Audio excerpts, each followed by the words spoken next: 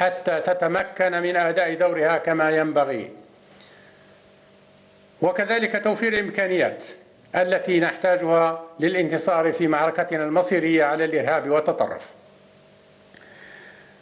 بقراراتكم أيها السادة النواب ودعم شعبنا نكون أكثر قوة في تحمل المسؤولية التاريخية التي اخترناها في الحفاظ على وحدة ترابنا وسيادة دولتنا وحرية مواطنينا، ونعاهدكم أننا معكم نحميكم بصدورنا ونقاتل عندما يتطلب الأمر بأيدينا.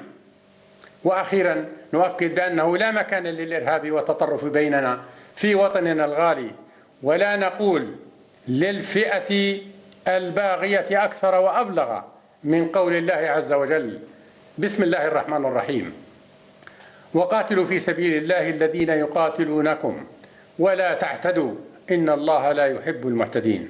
صدق الله العظيم. وقوله تعالى في آية أخرى: وقاتلوهم حتى لا تكون فتنة ويكون الدين لله فإن أنتهوا فلا عدوان إلا على الظالمين. صدق الله العظيم. عاشت ليبيا حرة أبية، والسلام عليكم ورحمة الله وبركاته.